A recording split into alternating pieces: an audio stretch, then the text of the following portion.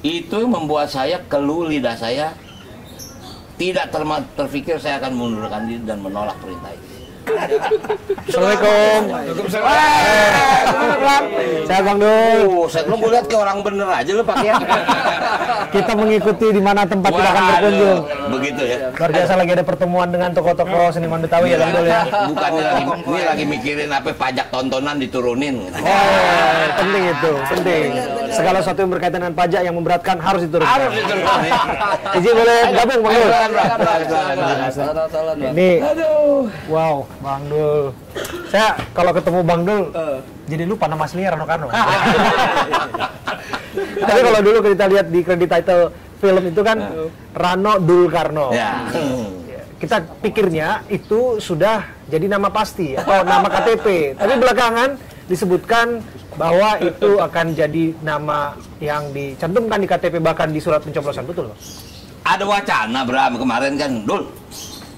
Jadi begini, kalau ente bilang panggil Dul, kita dulu waktu jadi di zaman Gubernur Banten nggak pernah dipanggil Rano Karno. Panggilnya? Panggil itu. Kagak dipanggil gubernur, kagak dipanggil Rano Karno. Dul. Pati kacau nih gitu. Kemarin teman-teman bilang, Bang, udah sekalian aja Bang.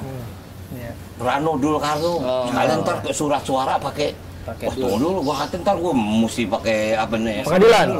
Betul. Lagi kan. Ya insya Allah kan komeng aja nggak lama Bang, katanya juga. Ntar dulu gue tanya sama bini gue, ntar jangan-jangan dia lupa. Itu kemarin wacana aja, gitu kan, supaya apa ya, tapi ya bukan takabur kali ya.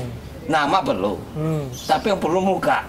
Karena besok kan yang nama dicolok muka kita, gitu loh. Gitu, Bram. Iya, tapi memang warga Jakarta itu taunya kan Dul. Ya. Dan banyak orang juga taunya Dul. Kemarin saya ketemu dengan tukang ojek, ojek online segala macem.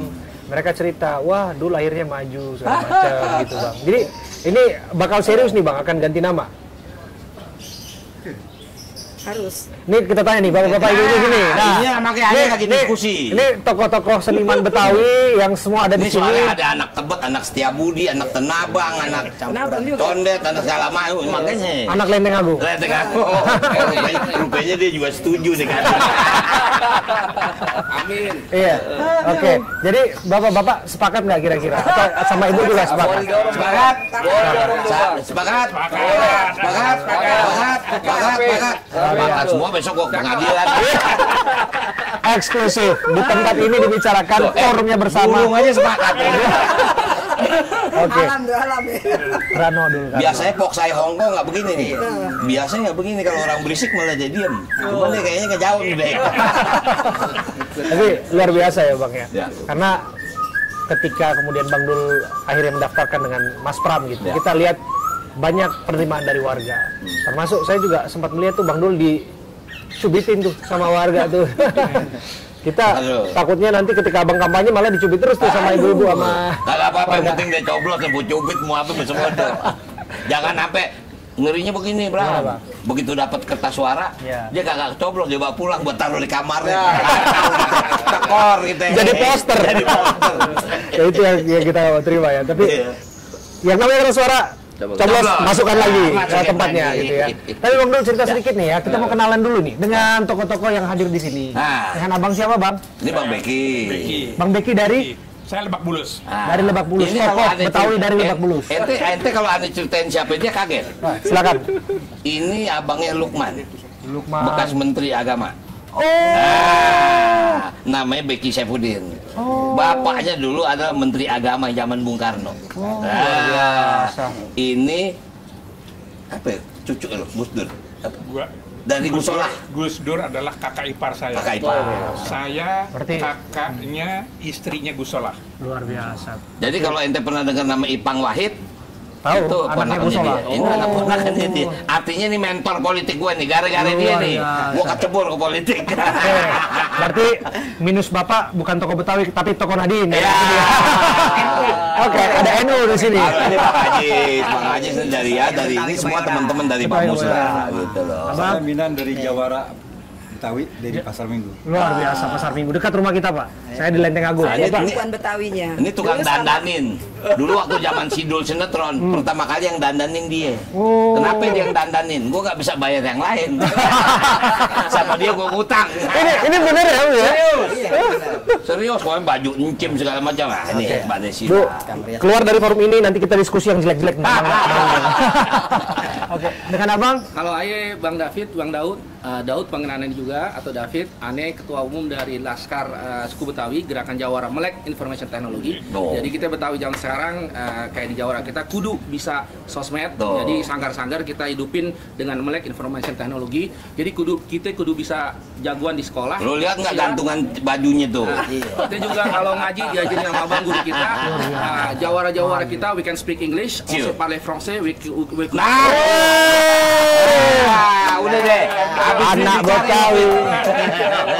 Jadi kita kudu kalau masuk ormas kita minimal S1. Iya. Kita Jawara bisa main silat, Bram, bisa ngomong minimal Bram, bangsa. jangan lo lihat topinya merah kayak tudung Iya, saji. iya. Ilmunya jauh. Luar biasa. Jadi itu kita ada gerakan namanya Gerakan Jawara Melek Informasi Oke, Teknologi. yang sebelahnya. Kalau aneh Isnan Bang, asli dari Jagakarsa, kita dari Pemuda Kaum Betawi. Ini organisasi yang memang jadi wadahnya anak-anak Betawi yang punya basis keilmuan dan intelektual. Luar biasa. Itu sebaran kita sudah sampai mana-mana. Ya kita udah sepakat. Luar biasa. Besok kita punya 3 tagline Bang. Apa itu, Buat Bang? Bang Dul. Apa itu? Pertama santuy, kedua becus, becus dan Betawi artinya bisa. Oke. Yang ketiga ajib, udah cocok. Ajib, oke. Santuy, Becus, becus, ajib. ajib. Berarti ada yang nggak santuy, nggak becus, dan nggak ajib. Siapa itu? Apa sih ini Bang? Harungan kita deh. Bukan kita yang ngomong ya. Tetangga sebelah tuh. Tapi gini, dengan berkumpulnya tokoh-tokoh seniman Betawi dan jawara-jawara Betawi yang ada di sini, apakah ini menandakan bahwa Bang Dul ini anak Betawi asli? Atau semata-mata itu hanya di lirik aja gitu? Cerita sedikit Bang tentang Bang Dul yang ya memang diasosiasikan sebagai anak Betawi asli, tapi kan belum banyak juga anak-anak muda, generasi muda yang belum kenal. Iya, iya, iya. Bang Dul. Oke, kan mungkin kalau ditarik asli atau tidak, ibu saya Betawi. Ibu saya Betawi. Iya. Bapak saya dari Padang. Oke. Nah, biasa kalau orang Padang kuatnya dulu ibu. Betul. Biasanya. Matrilineal. Cuman saya nggak mau ngeklaim deh, saya anak Jakarta. Oh. Saya bukan anak Betawi. Kebetulan tinggal di Betawi. Lahir gede di Betawi. Nah, tapi kalau ditarik garisnya, itu tadi aslinya. Emak saya Betawi. Oke. Gitu Dan loh. masuk dalam organisasi Betawi ibunya. Dan ibu saya juga ya Aktif. bukan Aktif. apa ya, Aktif. aktif di organisasi Bamus, Betawi, di Bamus segala macam. LKB. Luar biasa. Jadi apa yang Bang Dul tampilkan itu di dalam satu tayangan yang menjadi kenangan bagi kita di lintas generasi, Sidul anak sekolahan, itu memang adalah kearifan lokal yang memang sudah tertanam di dalam Betul. diri ya Bang ya. Ya betul ya, itulah aku besar di sana, ya kan. Jadi Anda bayangkan, novel ini aku baca umur 8 tahun. Itu sebuah karya yang bernama Aman Datuk Maju Indo. Betul. Aman Datuk Maju Indo ini orang Sumatera Barat, tinggal di depan stasiun Jatinegara. Nah, ini kakeknya Boy Raffi Ahmad. Oh, mantan kepala BNPT. Mantan BPT. Artinya siklusnya di situ gitu kan. Nah, jadi artinya saya nggak mau masuk ke dalam itu. Itulah Sidul menjadi satu trigger saya bisa sampai sekarang. Karena ya Bram, sejak kecil saya bersyukur saya hidup susah. Saya besar di Kemayoran, di Kepu dalam Gang 7, daerah Pasar Senen. Wah, kita semua tahu lokalisasi pelacuran, pasar burung segala macam. Pasar udah berapa kali kebakaran. Iya. Disitulah saya besar dan sekolah gitu. Luar biasa. Dan ini ternyata memori bukan hanya membekas bagi para penontonnya Bang Dul, termasuk saya juga besar dengan tayangan-tayangan itu Bang Dul. Saya dulu penggemar Bang Dul ini, suka nonton di tayangan televisi sampai pada akhirnya kita bisa bertemu dalam berbagai momen di DPR dan kemudian di sini Bang. Nah, yang ingin saya tanyakan adalah ketika Abang juga masih punya rasa simpati yang begitu dalam terhadap senior-senior yang ada di sana, termasuk teman-teman acting Bang Dul. Kami dengar Bang Dul nyekar ya. Ini nyekar dengan almarhum maknya ya. Saya tadi ke maknya, kemudian saya ke Babe, kemudian tadi kebetulan sebetulnya keluarga besar saya itu ada di Bifak. Ngkong saya di Bifak, kemudian tadi sebelum pulang saya mampir ke Muhammad Husni Tamrin. Karena beliau itu adalah tokoh yang memang saya kagumi sejak saya kecil, pahlawan saya, hero saya zaman saya kecil. Gitu. Oke.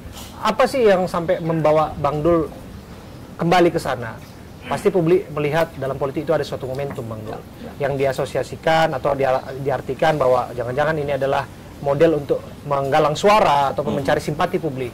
Tapi lepas dari itu, bisa cerita kepada kita, Bang Dul, apa ya itu semata-mata soal campaigning politics, atau dibalik itu semua bahwa Bang Dul memang sesungguhnya orang yang sangat menghargai seperjuangannya dulu? Sebetulnya awalnya tuh saya sudah siap untuk mundur, Bram. Sumpah, saya nggak berbohong. Dan ini saya udah berapa kali saya bilang. Artinya cukup bagi saya. Insya Allah tahun ini usia saya 64 tahun. Kenapa saya nggak maju di Banten? Karena saya sangat realistis. Saya di Banten, kalau dikatakan pileg, saya nomor 3. Saya bukan nomor 2, saya bukan nomor 1. Itu bagian yang saya hitung. Dan juga waktu itu saya bilang sama DPP, udah Jakarta udah suruh orang deh. Saya nggak ini. Artinya sebetulnya hari Senin kemarin, saya ada kunjungan kerja ke Bali. Betul. Saya ajak istri, ajak anak, ajak cucu. Tiba-tiba malam saya ditelepon Pak Sekjen, tidak boleh meninggalkan Jakarta. Waduh, bingung saya kan. Nah, saya membahasnya apa yang terjadi. Wallah, Bram, seminggu sebelum saya ditunjuk atau diminta oleh ibu, udah dengar lah saya, akan diminta menjadi wakil gubernur. Cuma saya belum pernah dikasih tahu, belum pernah ditanya bagaimana ini, sampai saya gelisah sendiri kan. Sampai saya bilang, udah kalau gini gue pergi aja deh, bahasanya kita ke Bali aja deh. Nah, tiba-tiba saya nggak boleh berangkat, dan hari Senin saya dipanggil oleh ibu ketua umum. Saya sebetul pada posisi yang menyatakan saya siap mundur dan saya siap untuk menerima sanksi partai. Karena memang saya nggak bersedia. Apa yang membuat saya bersedia? Ini yang saya kaget. Saya jujur, saya kaget. Tadi saya katakan pada sobat-sobat saya semua ini. Saya dipanggil oleh Ibu Mega mengatakan, ini saya bicara sebagai ketua umum, hak prerogatif saya dan tidak ada diskusi. Kamu saya tunjuk menjadi wakil gubernur mendampingi Pak Pramono Anung. Kaget saya. Pertama yang saya kaget bukan masalah wakil gubernurnya. Masalah apa? Masalah Pramono Anungnya. Saya bilang, Bu, saya nggak ragu terhadap kemampuan dia, cuman saya bertanya, apa mau? Karena saya dalam prediksi, saya kenal Mas Pram udah lama, sejak beliau masih sempat jadi sekjen segala macam, anggota DPR berapa kali, dan sekarang di Seskap. Kalau secara administrasi mereka udah deh, Mas Pram udah paling tepat lah. Tapi pertanyaan saya, apa beliau mau? Karena level beliau bukan di situ. Betul. Gitu kan. Nah, ada satu bahasa yang membuat saya agak bukan terkejut, tapi terkesima. Di saat ibu bilang, no, sebentar lagi DKI akan ditinggal pergi. Maksudnya apa, Bu? Sudah nggak ada lagi I-nya, sudah nggak ada lagi ibu kota. Yang daji adalah DKJ. Daerah khusus. Setelah itu Jakarta mau jadi apa? Dan dia tunjuk saya, kamu orang Jakarta, kamu orang Betawi. Setelah Betawi ditinggal pergi, kamu mau bikin apa? Itu membuat saya, keluh lidah saya, tidak terpikir saya akan mengundurkan diri dan menolak perintah itu. Terngiang saya almarhum Babe Sabeni ngomong, sekali-kali gue mau jadi gubernur, sekali-kali lu ngapain kerja jauh-jauh ke laut, sampai ke belakang rame tuh, katanya Babe Benyamin nolak IKN, nggak ada urusan sama IKN. Belum ada dalam skrip waktu itu. Agak ada dalam skrip, dia bilang ngapain lu kerja jauh-jauh, orang dari daerah ke Jakarta, malah ngerusak Jakarta, lu sekarang mau pergi. Ini apa? Jadi apa hubungannya kan? Jadi romantisme saya tuh mengawang. Maka itu waktu itu ibu bilang, udah kamu temuin Mas Pram. Malam saya ke rumah Mas Pram. Saya ke rumah, pertama dia tanya sama saya, kamu siap mendampingi saya? Siap, Mas. Terima konsekuensinya kita maju? Terima, Mas. Ya udah bismillah. Ya udah bismillah, udah. Makanya tadi hari ini bengkak kaki saya. Bengkaknya kenapa, Bang? Jalan kaki dari GBK sampai HI. Jalan kaki ya Pak Hi, itu untuk campaign ya Bang ya? Kita nggak campaign, tapi kan Mas Pram ini memang olahragawan, ya, dia goes betul. kan. Ya. Kebetulan pagi saya ini kan SMA 6, jadi tadi SMA 6, 9, 11 bikin fun walk. Saya ngelepas. Itu udah janji sebelum saya wacana jadi wakil gubernur kan. Wah, begitu jadi wakil gubernur makin semangat nih anak-anak. Dul, ini bukan 9, 11 sama 6 aja. Nih semua SMA se-Jakarta. Gua kata jangan bikin yang lain nggak kebagian. Tapi itu oke lah, katakan itu nggak janjian yang pada prakteknya itu kan rame pada hari Rame. Tapi mengenai abang yang tadi abang bilang bahwa wah kaget ketika diminta maju tiba-tiba. Ya. Tapi saya kok nggak yakin sekaget itu karena rame dibicarakan abang tadinya mau maju sama Pak Anies kan. Nah, dan jadi- sampai pada akhirnya juga abang juga ketemu juga sama Pak Anies kan Betul. lagi Jadi jalan artinya begini. jalan. Ntar gue nyebut merek lagi. Nggak apa-apa silakan bang. Artinya begini, seminggu sebelum saya dipanggil ibu, isu-isu, ya maaf, saya kan ketua Ya. DPP. Betul. Setiap hari saya rapat ngurus pilkada se-Indonesia. Abang ketua DPP bidang. Saya bidang di kebudayaan. Kebudayaan, Iya, BKN saya ya, Bang, ya? Bukan, saya bukan BKN, saya sekretaris. Oke. Sekarang saya ketua DPP bidang kebudayaan, Kebudayaan, oke. menggantikan Bu Risma. Oh ya. Artinya hampir setiap hari saya ikut rapat menyangkut pilkada seluruh Indonesia. Oh. Disitulah terdengar, Dul, lu siap-siap ya, Dul siap-siap apa sih? Udah jangan ini dah, lu masih mau teror gue, bercanda. Tapi ini kayaknya Dul, siapapun ininya lo nomor, ya bahasa yang tadi gue bilang produk. Wah, gue bilang, ya jujur saya Siapapun cagupnya, ya wagubnya. wagubnya siapa kan gitu Bang Dul, kan, gitu Bang ya. Dul gitu kan. Gue bilang udah deh, gue udah cukup lah, udah. Saya cuma dengar dua nama, jujur aja antara Mas Anies sama Ahok, gitu kan. Waduh, ini dua-duanya punya kekuatan yang luar biasa kan. Mas Anies banyak melakukan pembangunan, Iya. Ahok banyak melakukan juga pembangunan. Ini menarik gitu Iya. kan. Abang maunya siapa tuh di antara dua itu tadinya? Saya tentu sebagai petugas partai kan harus siap dengan siapa saja. Itu ada dalam ADART. Jadi Iya. petugas partai itu bukannya jongos, bukan pesuruh, Iya. tapi memang kita ini ditugaskan. Ibu Megawati sebagai ketua umum itu juga petugas partai. Artinya begitu kita siap, kita laksanakan. Kalau nggak siap, kita dapat kesempatan untuk menyatakan tidak. Oke. Tapi ya buat apa kita kita ikut sekolah partai, kita ada psikolog, segala macam. Itu kan bagian dari pembangunan atau kaderisasi. Oke. Nah, hampir 2 jam saya dampingin Bang Anies. Ya, Waktu sempat Bang datang Anies. ke DPP. Tapi sebetulnya pada hari itu ada rapat memutuskan beberapa provinsi, Iya. gubernur segala macam. Tapi memang saya tidak punya bayangan hari itu akan diputuskan Jakarta. Iya. Nggak ada, makanya saya dampingin ngobrol aja. Maaf, Bram, ini kadang-kadang di rumah saya ini jadi warung. Jadi Mas Anies pernah nelpon ya stafnya, Bang Anies mau mampir ke warung, ya boleh. Nah kemarin tuh Bang ada di mana? Aku ada di BKN. Nah jadi aku ketemu Mas Anies itu bukan di DPP, tapi di gedung belakang memang di Badan Kebudayaan Nasional. Gitu ngobrol di situ, bukan di kantor DPP. Kalau DPP kan di depan, ini gedung B-nya. Tapi abang udah tahu bahwa Pak Anies itu sudah pamitan ke orang tuanya, sudah Nggak tahu pakai saya. batik merah. Saya nggak tahu. Saya nggak tahu. dan Siap-siap. Saya nggak tahu. Saya baru tahu di sana segala macam begitu teman-teman bilang lah. Ya saya minta maaf kalau Bang Anies bilang gue sebetulnya biasa gue pergi pasti cium tangan. Iyalah sama kayak Sidul. Pergi juga cium tangan mau jadi apa kita cium tangan aja kan temannya kan. Nah jadi singkat katanya Bram, iya di partai itu kita sangat demokratis. Siapa yang setuju, siapa yang tidak. Yang setuju berapa persen, yang tidak berapa persen. Itulah ibu mengambil keputusan. Tiba-tiba keputusannya Pramono Anung, kaget dong saya. Waduh, asik nih. Buat saya asik. Karena memang kalau memang Jakarta yang ditinggal dan menjadi kota yang baru, ini harus ditata ulang dari awal. Iya. Nah, Pramono Anung lah orangnya. Oke. Menurut saya. Gitu. Ahok sempat ngobrol juga. Ahok sempat ngobrol. Kalau Ahok tahu kan nggak usah ngobrol, dia ngoceh aja kan. Ya karakter Ahok kan seperti itu. Makanya surprise lagi. Oke, kita biasa. Begitu kita nggak ditunjuk, kecewa pasti, Cing. Cuman kan kita paham-paham dong. Mungkin ada strategi lain. Ini politik gitu kan. Makanya saya selalu ngobrol sama Utut kan jago main catur kan deh. Wah, ini makanya mentor gue di sono begini, ntar begini gue pusing juga gue lama-lamanya. Nah jadi singkatnya, Ahok orangnya sangat, ya memang Ahok begitu karakter. Tapi kalau udah keputusan, apapun dia ya patuh. Oke. Gitu. Oh itu ada keputusan bang. Tapi Ya. banyak juga ada harapan tadinya nih Ya, tadinya ya. ya. Kalaupun memang ya dipasangkan dengan Mas Pram, banyak yang bertanya kenapa nggak Dul aja yang jadi calon gubernurnya, Mas Pram cari calon wakil gubernurnya. Ini tanpa mengurangi rasa hormat saya. Seberapa senior Mas Pram melanglang buana di dalam politik, saya tahu Mas Ya. Pram, saya ikuti karirnya. Ya. Tapi lepas daripada itu, bahwa kelihatannya secara profiling banyak publik yang menanyakan bahwa seharusnya Bang Dul lah yang jadi calon gubernurnya gitu. Mungkin kalau dilihat secara pengalaman, beliau harus diakui. Ya, kalaupun misalnya nih, Iya. Bram, misalnya Ya. ibu minta saya jadi gubernur, Pramono jadi wakil, Iya. saya nggak mau. Karena Saya mau Mas Pram jadi gubernur. Cukup bagi saya jadi wakil gubernur. Karena sistem pemerintahan ini beda.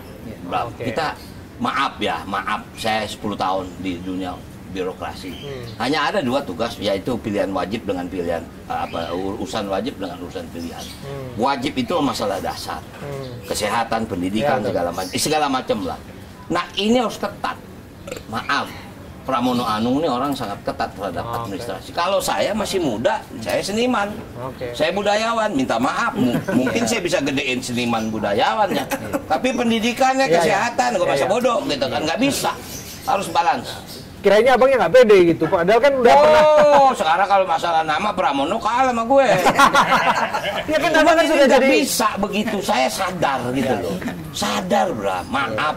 Ya kalau sekedar jabatan, gue pernah jadi gubernur. Itu yang aku maksud. Abang kan sudah pernah jadi gubernur di Banten, gitu iya. kan ya. Dan warga secara jumlah juga lebih masif di Banten dibandingkan dengan DKI Jakarta, gitu kan. Udah, ini cukup deh 5 tahun gue jadi wakil, besok gue baru jadi gubernur. Berarti ada cita-cita yang lebih besar buat itu.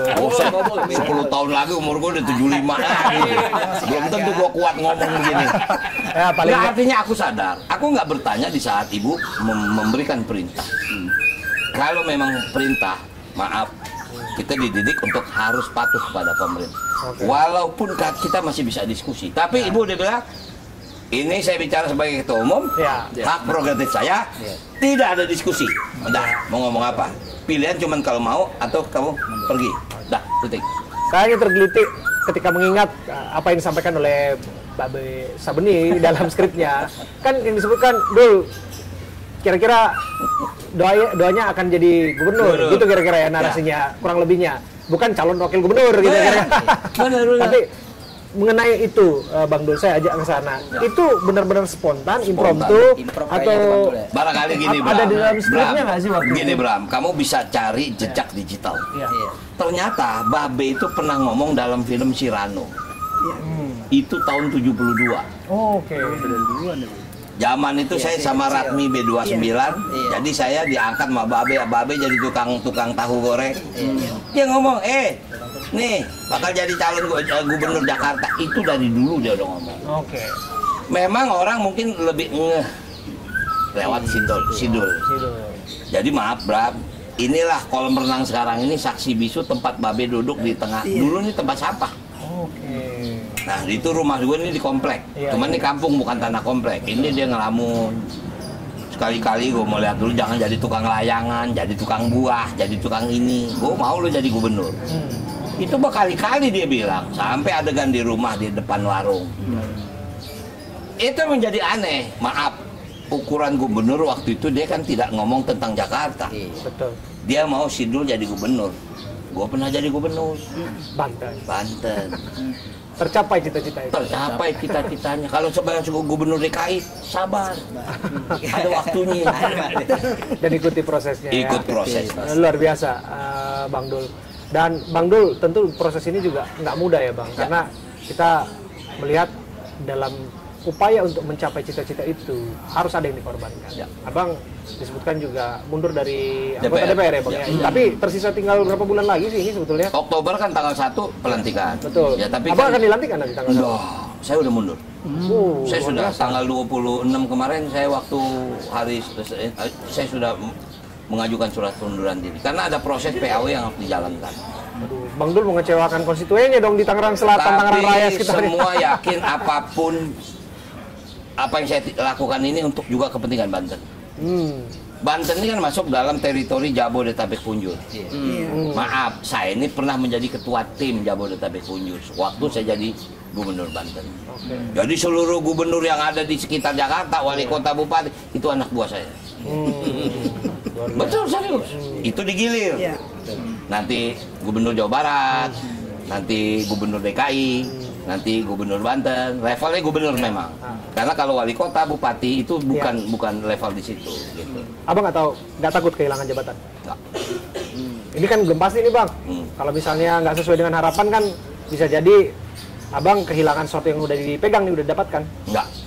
Saya siap jadi supir oplet lagi. Paling nggak bikin Sidul the Movie jilid berapa gitu. Kali itu aku diajak-ajak lah, Bang. Boleh. Tapi saya yakin masalah ke Jakarta nggak tega ngeliat Sidul balik jadi supir oplet.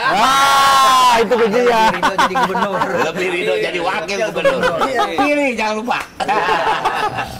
Ya, itu belum masa kampanye tapi kita berikan hak. Karena itu adalah kemerdekaan Kan bersuara, belum ada nomor, berpendapat. belum ada Betul, nomor. belum ada Lu nomor. wawancara gue jadi karena gue jadi wakil gubernur kan. Ya. Tapi bicara mengenai Jakarta, Bang, Ya. kan kita ingin mengembalikan kota ini menjadi kota yang tentu saja maju tapi juga berbudaya. Ya. Maka dari itu kita terus menghargai bagaimana pemegang hak suara, warga setempat, warga yang secara turun-temurun kita sebut ya warga Betawi lah dan sebagainya. Ya. Terlepas dari bahwa memang ada banyak sekali keanekaragaman suku Betul. dan budaya yang ada di Jakarta. Betul. Abang dengar nggak sih sebetulnya bahwa calon kandidat lawan abang tentu sudah tahu juga Ya. bahwa bukan asli Jakarta. Ya. Beliau adalah mantan gubernur Jawa Barat. Ya. Satu lagi Purnawirawan Jenderal bintang 3 di kepolisian yang juga kita tahu ya setidaknya bukan asli Jakarta juga gitu. Abang mau bilang apa soal itu? Saya nggak mau masuk ke dalam komunitas itu, walaupun saya punya hak untuk bicara gitu. Saya kenal Bang Ridwan Kamil, saya waktu jadi gubernur, dia juga jadi gubernur, saya tahu. Walaupun mungkin yang ketiga saya nggak kenal, saya baru dengar nama. Artinya wajar kalau kita melihat identitas itu. Oke. Tapi saya nggak suka main-main seperti sama, misal pertanyaan Anda, Bobotoh atau Jackmania. Ini sepak bola sportif. Biarkan saja mereka bermain. Tidak ada persaingan. Kalau begini terus kita nggak pernah main di tingkat dunia. Artinya begitulah. Walaupun memang secara statistik kita lihat Jakarta itu komponen terbesar. Maaf. Pertama 34% adalah Jawa. Jakarta Betawi 31%. Sundanya nggak banyak. Kecil, maaf kalau kita bicara itu. Ya, itu kan demografi, Bang. Itu demografi namanya kan. Nah, makanya itu pasti komponen Betawi juga akan mereka tarik. Pasti. Makanya saya bilang saya ketemu nih. Silahkan. Jangan kita paksain, nggak harus semuanya ngedukung kita. Belum kita benar semua.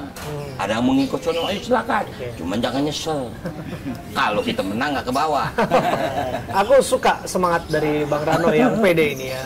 Karena pada prakteknya kan Abang hanya diusung oleh PD Perjuangan Nah, seorang. itu yang menarik. Sementara ada mesin partai yang secara berombongan Ya. mengusung Pak Ridwan Kamil Ya, dan ya. juga Pak Suswono. Ya, ya. Abang nggak gentar itu? Kalau gentar saya nggak maju dan saya nggak mundur. Ini yang membuat saya nggak gentar. Satu, Ibu Mega bilang bagaimana masyarakat Betawi. Wow, saya berdiri di depan. Walaupun mungkin saya juga bingung dari mana saya harus mulai. Saya undang nih saudara-saudara saya. Yuk, mulai dari mana? Gue lihat lu dari jauh, urusan lu berantem aja. Kagak solid. Ayo, sekarang gue perlu bantuan lu solid. Ini tujuan buat kita semua, gitu. Intinya seperti itu. Artinya ini satu konsekuensi. Pasti kita berusaha untuk menang. Menang itu bukan berarti cuma enggak. Iya. Memang ini kompetisi. Iya. Pasti Siapapun akan pasti ada ada pemenang, pemenang. pasti ada yang kalah. Tapi nggak haruslah kita menjadi, oh gue hebat lo tidak, nggak begitu. Gue dari dulu dididik nggak begitu. Jadi artinya memang ini satu mekanisme harus kita lalui. Nah jadi artinya tentu saya siap untuk menang dan saya siap untuk kalah. Yes. Kalau mengukur kemampuan lawan, Bang, teknik Sun Tzu kan katanya Ya. ukur kemampuan dan kelemahan lawan. Ya. Dan dari situ kita bisa melakukan semacam siasat untuk memperoleh kemenangan. Betul. Antara Pak RK Suswono atau Dharma Pongrekun dan Kun Abioto, kira-kira lawan mana yang paling berat? Ya RK lah. Ya karena dia banyak mesin partainya ya. Iya dia banyak mesin partainya, dia punya pengalaman. Orang tahu lah Kang Ridwan bagaimana. Tapi kalau teman saya yang satu lagi kan orang blank, nggak tahu. Oke. Yang saya dengar Abang ini malah mencoba untuk membujuk Anies Baswedan menjadi bagian dari pemenangan Pramono dan Mas Pram dan juga Bang Rano. Saya nggak menagih janji, tapi saya yakin Bang Anies tahu bagaimana saya memperjuangkan dia. Saya memperjuangkan dia. Memperjuangkan apa? Ya untuk dia ikut, untuk dia menjadi dipilih. Dipilih Loh, saya ini sebagai DPP. Saya punya hak untuk memberikan masukan kepada partai. Ya kan tadi saya bilang ada dua calon, Oke. Bang Anies, Ahok. Oke. Saya jujur bukan nggak suka sama Ahok, tapi saya lebih firm kalau memang itu sama Anies. Kalau nggak 2 jam saya ngobrol sama dia, ngapain saya ngobrol? Saya tinggal aja. Oke. Artinya ini bukan karena depan media. Ya. Alhamdulillah tadi ketemu kita di GBK. Nah, itu dia tuh. Pertemuan itu apakah kebetulan saja atau jangan-jangan sudah ada Yang teleponan di balik pasti itu semua? bukan kita desain. Gue ngerinya dia yang desain. Ya. Soalnya begini, waktu kita lagi jalan, kita mulai jalan dari GBK, jalan ke HI, Ya. lagi jalan, banyak orang tuh. Mas Pram bingung, wah rupanya begini itu, lo terkenal juga, udah Mas. Kalau soal terkenal jangan tanya gue. Orang Jakarta nggak kenal gue, nggak punya TV. Udah lagi jalan-jalan, di sono di Pinisi katanya ada Bang Anies. Wah, yuk kita ke sono ketemuin yuk. Kebetulan nih, doa minimal kalau ada dia kita foto kan lumayan ya, rezeki semesta itu namanya. Udah kita sampai sono nggak tuh Bang Anies sudah pergi. Udah kita balik lagi naik busway, balik ke GBK. Menuju ke mobil kita tuh. Nggak tuh Bang Anies mungkin dia nunggu kita kali. Di ujung. Tuh ada Bang Anies mana? Yuk kita ke situ. Kalau dia nggak mau ketemu dia kabur, mobil di depan kita. Akhirnya Ketemulah ngobrol ya, maaf mungkin Bang Anies sama Mas Pram pasti jauh lebih dekat ya antara daripada dia sama saya. Cuman karena mungkin dia kemarin inget lah yang nemenin dia ngobrol sih Dul.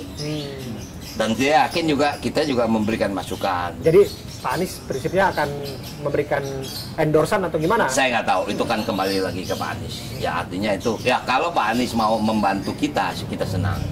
Tapi saya yakin minimal pasti hati Itu nggak bisa berbohong. nggak bisa berbohong.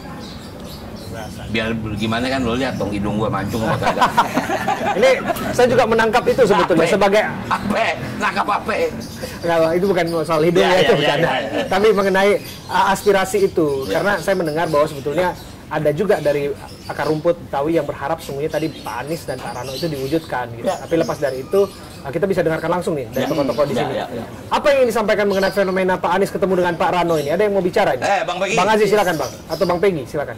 Bang Pegi. Ya, itu semuanya tidak secara kebetulan. Itu jadi memang 2 insan yang memang akan diwujudkan kayak begitu. Jadi itu biasa aja mengalir. Bang Aziz ada yang mau tambahin Bang? Yang jelas di dunia ini nggak ada yang kebetulan. Kalau bahasa Betawinya everything by design.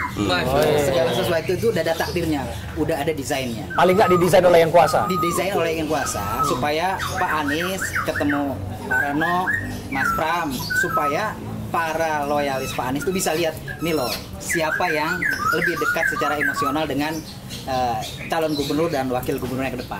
Itu yang saya tangkap. Oke, luar biasa. Tapi saya ingin mengajak ya partisipasi dari tokoh di sini karena ini kan pertemuan yang menyerap aspirasi. Apa yang ingin disampaikan kepada Bang Dul ini, Bang Rano Karno ini? Jika kelak ia terpilih, problema Jakarta ya kita udah tahu lah, banjir, macet itu pasti ada dalam agenda utama yang mengganggu kenyamanan publik di sana dan pasti itu sudah ada rekayasa atau siasat yang disiapkan di sana. Tapi barangkali ada ide lain, ada hal yang mau disampaikan diutarakan di tempat ini kepada Bang Dul. Silakan. Mas, saya beri Satu kesempatan. yang menarik boleh. Geser. Bang.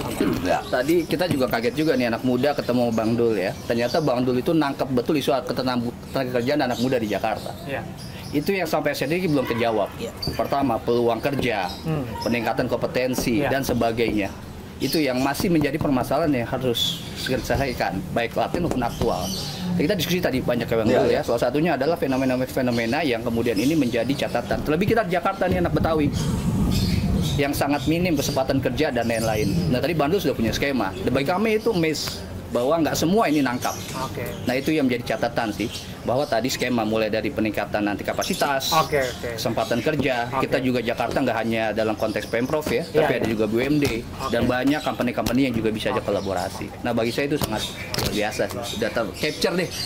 Abang penggemar sepak bola nggak? Sangat bang. Berarti abang Jackmania? Sangat bang. Sangat Jackmania. Oke. Itu tadi sebagai warga Jakarta. Kalau begitu pertanyaannya salah itu bang. Kalau ditanya Betawi kan Jackmania, gimana? Sebagai seorang Jackmania, apa yang ingin abang sampaikan kepada Bang Dul? Oke, ini kapasitasnya secara pribadi ya bang, tidak dalam konteks Jackmania. Karena kan ada isu sesungguhnya di balik ini semua ada percakapan mengenai dukungan Jackmania akan kemana. Saya percaya teman-teman Jackmania dan saya pribadi itu sekarang ini sudah berpikir secara luas lagi bang, bahwa kita juga nggak bisa segmented. menjadi gubernur itu kan tidak hanya mengakomodir Jackmania, sebetulnya kan begitu. Banyak kali sudah akomodir, gitu ya. Jadi agak terlalu egois kalau kita hanya berpikir DKI hanya bicara Jackmania. Bagi kita sih, saya pribadi ya, saya disclaimer itu tidak boleh juga begitu. Tapi kalau boleh berharap, ini kan masih banyak PR di dunia sepak bola, terlebih di Jakarta, gitu ya. Dan menarik adalah begini. Bantuan-bantuan dari pemerintah gitu itu juga kita harapkan. Tapi tinggal bantuan realistisnya kan seperti apa, Bang Dul? Tadi kita diskusi juga ya, tiket gratis agak berat juga pastinya. Berat, nggak mungkin. Itu nggak realistis. Tapi kan bisa dibantu dalam bentuk-bentuk yang lain, gitu ya. Contoh yang paling real adalah pengembangan sepak bola dini misalnya, kan gitu. SSB. Akses untuk kita menonton ke stadion dan sebagainya. Itu mungkin bisa jadi satu hal yang bisa jadi pertimbangkan untuk memastikan Jackmania, Jakarta sepak bola secara nasional itu bisa tumbuh. Itu sih, ini Bang. luar biasa nih Bang Dul. Ini disampaikan langsung dari seorang Jackmania yang menjadi percakapan hari-hari ini ya. Dan itu saya pikir tepat untuk disuarakan. Beliau lama sekali memidangi bidang olahraga dan pendidikan di sana. Dan kok dianggap nggak realistis Bang yang namanya tiket gratis. Ya kalau misalnya bisa digratiskan untuk Jackmania termasuk masuk ke JIS misalnya. Abang bilang itu juga nggak realistis. Kenapa sih Bang? Iya makanya bukan ada pertanyaan Bang, gimana menurut Abang? Setuju nggak kalau JIS itu gratis? Iya. Nggak mungkin saya bilang. Bagaimana operasional JIS itu? Main lampu, ini tukang sampah. Tiap hari emang rumput nggak dicabut, nggak disiram. Itu kan ada komponen semua. Dari mana itu? Oke. Nah kalau kita lihat Liga Inggris misalnya, di sana itu biaya tiket bisa lebih murah kalau memang paket tonton apa namanya? Per musim. Tiket misalnya per musim gitu kan. Jadi terusan. Iya terusan. Kamu ambil dari awal sampai habis harga sekian, ngambil setengah sekian, ngambil ketiga. Tapi kalau cuma harian cuma sekian. Itu yang bisa diterapkan. Apa yang istimewa di sana Bang? Kalau misalnya itu sendiri kan sebagai strategi marketing yang publik inginkan hari-hari ini adalah sesuatu yang baru tentu saja, sesuatu yang istimewa bagi warga Jakarta, Jackmania yang mereka begitu mencintai Persija, bisa menyaksikan tim kebanggaan mereka, Bang. Dan ada kemudahan, ada subsidi yang diberikan di sana, yang barangkali ini menjadi magnet suara bagi Bang Dul, yang juga bagi bahagia bagi para pendukung Persija. No. Saya ingin mendidik seluruh penonton Persija bahwa saya harus bijak. Apa yang tadi abang saya ngomong? Iya. Kalau soal sepak bola, saya nggak mau ngeklaim saya Persija. Tapi saya ini dari kecil memang udah main bola. Saya itu sempat main, bahkan saya ini pernah tim suratin DKI zaman saya kecil, umur 11 tahun. Saya pernah masuk di MBFA. Itu artinya memang ruh saya ini ruh olahraga. Saya waktu kecil itu malah mau jadi pemain bola daripada jadi bintang film. Singkat kata, kalau hobi bola itu jangan ditanya. Walaupun mungkin secara fisikly jarang saya datang ke stadion, tapi setiap hari saya nonton kalau di televisi. Singkatnya begini, ada komponen yang bisa barangkali meringankan biaya. Misalnya tadi, pajak tontonan bisa, harga sewa JIS bisa. Tapi kalau gratis, saya nggak mau janji. Nggak mungkin aja. Artinya akan ada kortingan yang serasional mungkin. Betul. Yang akan dipikir ulang oleh Bang Dul ya. Saya tahu bagaimana Bang Anies itu susah payah bangun JIS. Itu kan tanah BMW awalnya. Ya kan, untuk memindahkan masyarakat kita yang dari situ tidak mudah. Nah artinya sekarang sudah jadi. Tinggal emang sekarang yang terjadi adalah di transportasi yang saya lihat. Karena konsepnya memang kalau di luar itu kan semua subway, semua kereta, nggak ada pakai kendaraan pribadi. Semuanya ada yang naik kereta, ada yang naik bis. Nah sekarang itu mungkin bahasanya Bang Anies selesai itu tidak terlanjutkan, tinggal dilanjutkan sama wakil gubernur baru. Susah amat. Dan kita punya wewenang buat itu. Sekarang stadion udah jadi. Iya kan, masa kita mau kosongin? Cuman bagaimana caranya supaya penuh tapi punya kualitas? Jangan setiap tahun ganti rumput mulu, apa yang salah sih? Stadionnya bagus tapi rumputnya salah mulu, masih pakai rumput gajah ya salah. Nah jadi arti begitu, memang komponen stadion besar, Bang, sangat besar. Ya, Bang, itu satu persoalan ya, itu mengenai olahraga. Ada yang mau tanya lagi? Sebelum saya kasih pertanyaan pamungkas? Ini pertanyaan pamungkas Bang, ini mengenai macet Jakarta dan banjir. Kita harus bawa ke narasi itu Bang, karena itu persoalan yang hari-hari ini terjadi. Saya ingin Abang itu cerita kepada kita, bagaimana visi yang dikemukakan dalam Pilkada Jakarta ini, agar bisa dicerna oleh warga. Kaitannya dengan pengentasan masalah kemacetan dan juga kebanjiran. Ini problem yang ada di depan mata. Oke, lapangan pekerjaan dan sebagainya itu tentu juga harus dibereskan, ketersediaan perumahan dan sebagainya itu juga harus dibereskan. Tapi soal ini aja dulu Bang, ide besarnya itu apa? Karena kita udah dengar Pak Ahok pernah melakukan normalisasi sungai, Pak Anies datang dengan ide naturalisasi dan sebagainya. Ini yang coba kita jelaskan kepada publik. Apa yang akan dilakukan oleh populasi Jakarta ini unik, Bram. Siang hari dia 13 juta, malam hari dia 9 juta. pendatang? 13 juta ini 4 juta adalah pendatang.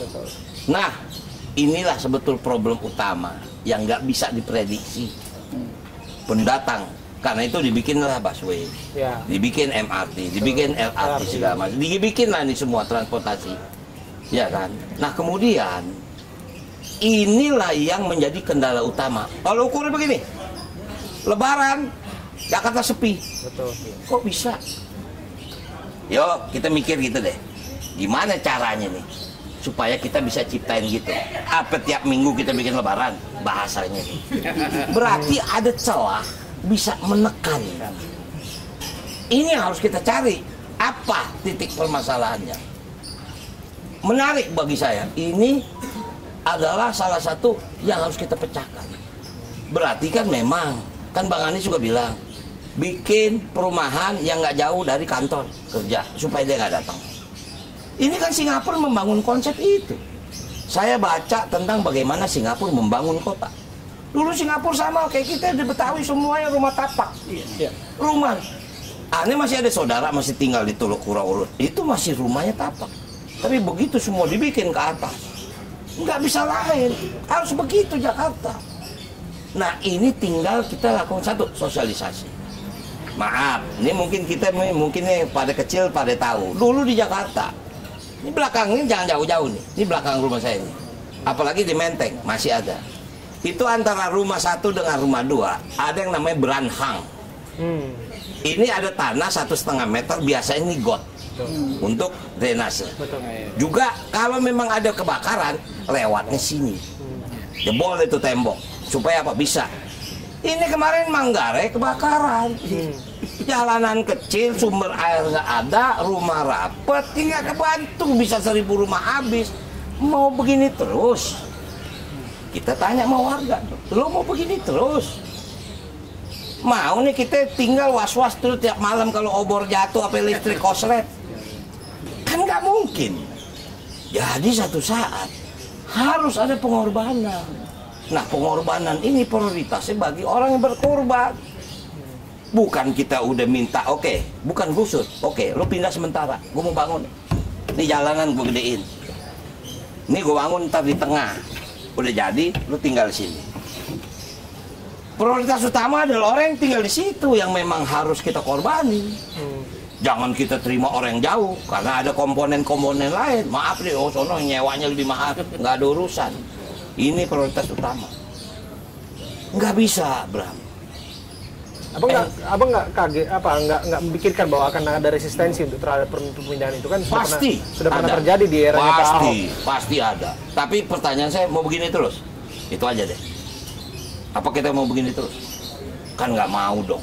Ngapain jadi wakil gubernur kalau cuma duduk di kantor doang? Kagak mau aneh.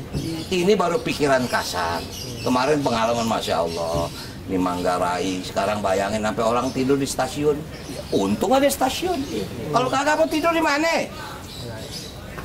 Ya kan? Nah jadi ini masih, ya kita tahu. Walaupun kita juga tahu, ini pasti harus ada yang dikorbanin. Artinya harus ada yang dipindahin. Sementara ngebangun. Maaf nih, rumah susun Manggarai kan kosong. Apa yang salah mau rumah susun itu? Kenapa kosong? Pemerintah daerah udah menyediakan, kok nggak ada yang mau masuk ke situ? Mahal kali.